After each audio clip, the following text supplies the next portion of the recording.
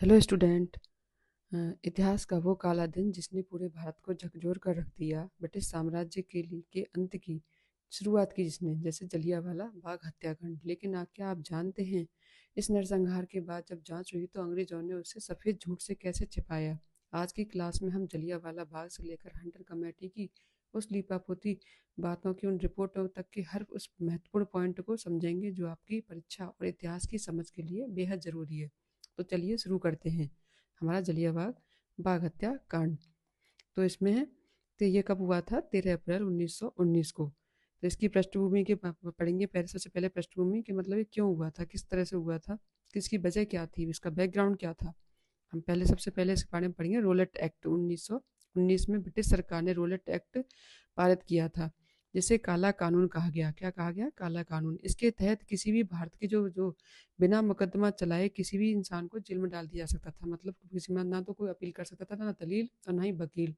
उसको बिना ही किसी सबूत के, बिना किसी उसके, उसको सीधे जेल में डाल सकते थे। यह कानून था रोलेट एक्ट।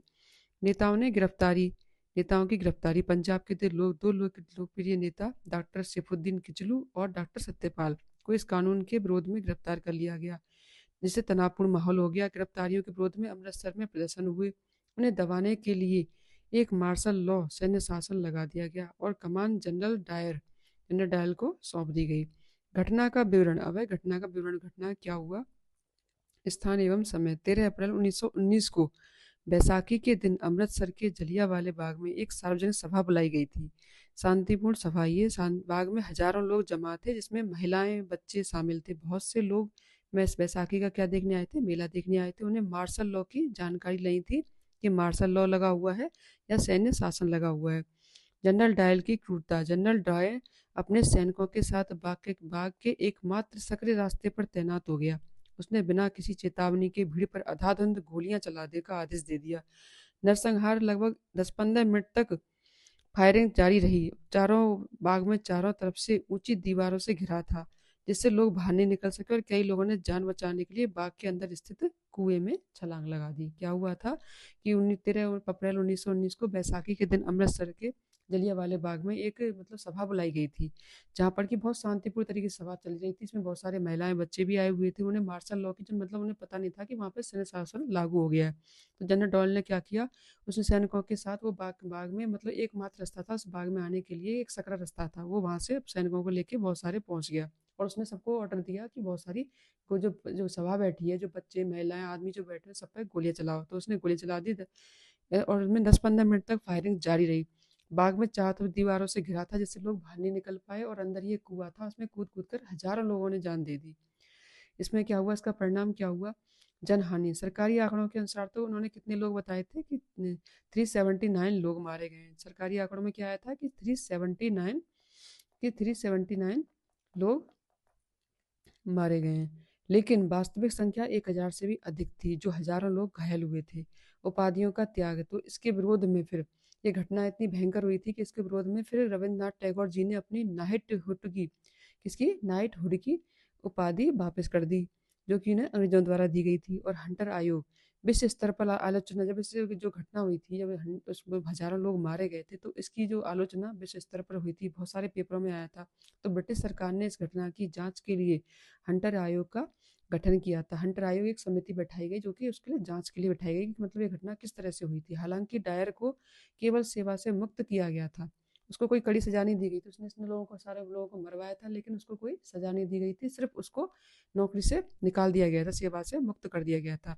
आज़ादी की लहर। इस नरसंहार ने महात्मा गांधी जी को झकझोर के रख दिया, जिसके परिणाम स्वरूप 1920 में असहयोग आंदोलन की शुरुआत हुई।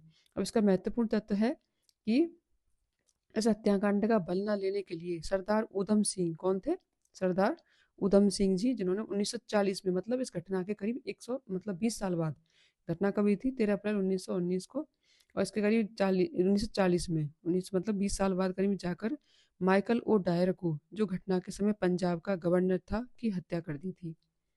अब आएगी हमारी हंटर कमेटी। की हंटर कमेटी क्या क्या थी, इसका गठन क्यों किया गया था? क्या थी कि इसका गठन क्यों किया गया था?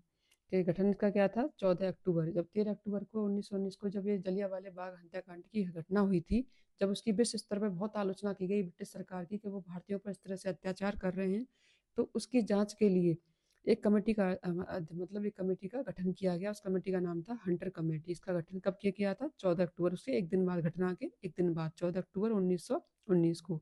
इसके अध्यक्ष थे लॉर्ड विलियम हंटर, स्कॉटलैंड के, जो कि पूर्व सॉलिसिटर जनरल थे।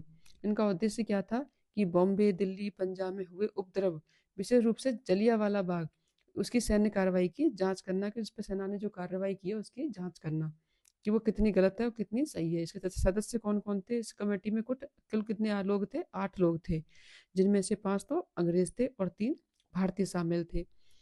वो उन भारतीयों के नाम इस प्रकार हैं, जो भारतीय जो शामिल थे सेंटर कमेटी में, वो निम्न इस प्रकार थे। एक तो थे सर चमनलाल हरिलाल सीतलवाड़, और दूसरे थे पंडित जगत नारायण, तीसरे थे सरदार साहबजादा सुल्तान अहमद खान। कौन थे? सर चमनलाल हरिलाल सीतलवाड़, और दूसरे थे पंडित जगत नारायण, और तीसरे थे सरदार साहबजादा सुल्तान अहमद खान। जनरल डायर के बयान, उसके बयान क्या थे जनरल डायर के? उन्होंने कहा कि उसने गोलियां ऐसे चलवाई ताकि लोगों के मन में नैतिक प्रभाव हो, वो अपना मॉरल इफेक्ट, मतलब उनके मन में डर पैदा कर सके, कि अपना नैतिक प्रभाव डाल सके, लोगों को डरा कर रख सके। जलिया लेकिन कमेटी की रिपोर्ट क्या आई, उसमें निष्कर्ष क्या निकला? निंदा, कमेटी के डायर ने कृत्य की निंदा की और इसे एक बहुत बड़ी गलती के रूप में बताया। लेकिन बचाव कमेटी ने यह भी कहा कि डायर का उद्देश्य विद्रोह को रोकना था। उनका क्या था? वो सोचते थे कि उनका जो वहाँ पर लोग बैठे थे कि वो डायर का विद्रोह कर रहे थे, तो उस विद्रोह को रोकना था, इसलिए वो पूरी तरह दोषी नहीं है। उसे केवल सेवा से डिसमिस कर दिया गया, मतलब मुक्त कर दिया करने की सिफारिश की गई। गांधी जी इस रिपोर्ट पर भड़क गए और उन्होंने इसको क्या बोला कि ये पन्ने दर पन्ने एक निर्लज, क्या थी?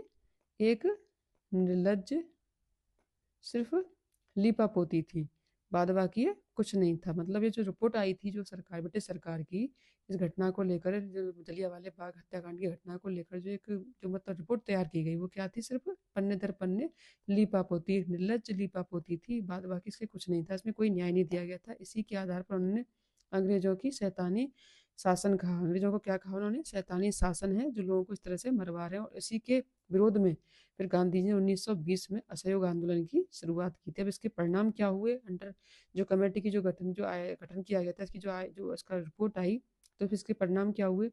दोषी को सम्मान।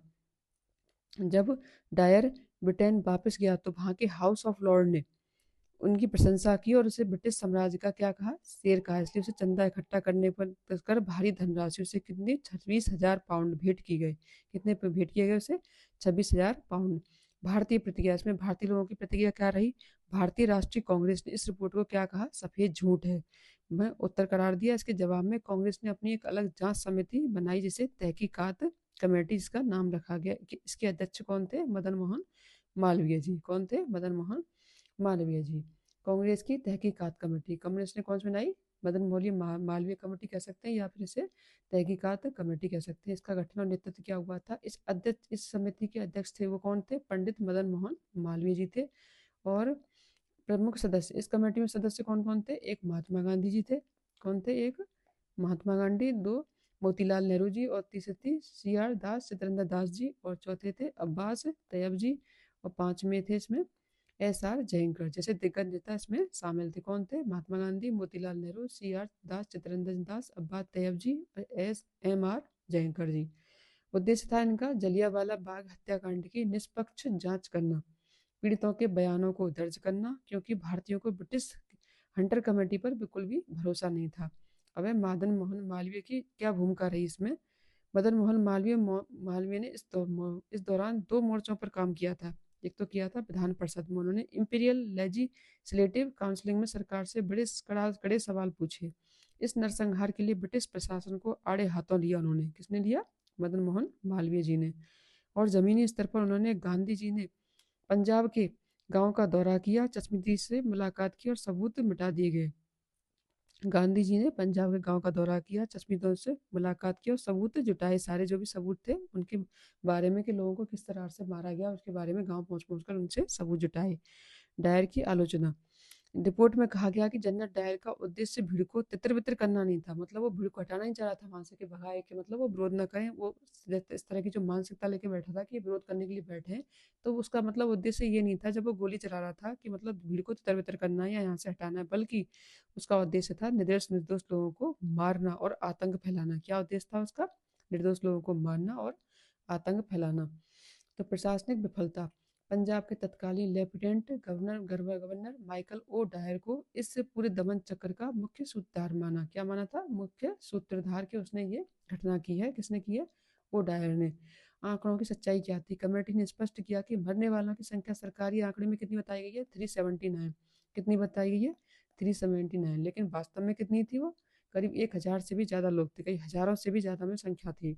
तो सिफारिशें क्या की गई इसमें? मालवीय जी की अध्यक्षता वाली इस कमेटी ने मांग की कि दोषी जो अधिकारी हैं, जनरल डायल और जो भी अन्य अधिकारी इसके साथ जो मिले हुए हैं, जिन्होंने मिलकर इस घटना को अंजाम दिया, उनके खिलाफ सख्त कार्रवाई की जाए और मृत व्यक्तियों के जो परिवार है उनको उचित मुआवजा दिया जाए। सख्त कानूनी कार्रवाई और उचित मुआवजा, और पंजाब में लागू किए गए दमनकारी मार्शल लॉ को तुरंत वापस लिया जाए, समाप्त किया जाए। निष्कर्ष एवं प्रभाव। इसके निष्कर्ष क्या क्या हुए, प्रभाव क्या क्या हुए? ब्रिटिश सरकार ने मालवीय जी की इस रिपोर्ट को की सिफारिशों को पूरी तरह अनदेखा कर दिया। क्या कर दिया? पूरी तरह ब्रिटिश सरकार ने क्या किया? जो ये रिपोर्ट बनाई थी मालवीय जी ने अपनी कौन सी तहकीकात कमेटी में या फिर मदन मोहन मालवीय कमेटी में, जो ये रिपोर्ट तैयार की थी, इस रिपोर्ट को ब्रिटिश सरकार ने पूरी तरह से खारिज कर दिया है, अनदेखा कर दिया। सरकार के इस अड़ियल रवैये से, मतलब इस अड़ियल रवैये से दोषियों को सजा न देने की नीति के कारण महात्मा गांधी ने अंग्रेजों के प्रति अपनी रणनीति बदल दी। उन्होंने कहा कि ये शैतानी क्या है? सरकार है, इसके साथ सहयोग, इससे मतलब सहयोग की अपेक्षा करना हमारे लिए बहुत पाप है। और यहीं से 1920 के असहयोग आंदोलन की शुरुआत की थी। उन्होंने क्या किया था? असहयोग आंदोलन की नींव पड़ी यहीं से। अब है जलियांवाला बाग हत्याकांड। हम्म, ये हत्याकांड की जो हंटर कमेटी थी, इसकी महत्वपूर्ण समय रेखा, मतलब कौन सी चीज किस टाइम पर किस सन में शुरू की गई थी? तो मार्च 1919 में ब्रिटिश सरकार द्वारा रोलेट एक्ट पारित किया गया था। क्या किया गया था? रोलेट एक्ट, मार्च 1919 को। और फिर उसके रोलेट एक्ट के बाद ही जो कि कैसा कानून था? बिना बिना दलील, ना वकील और ना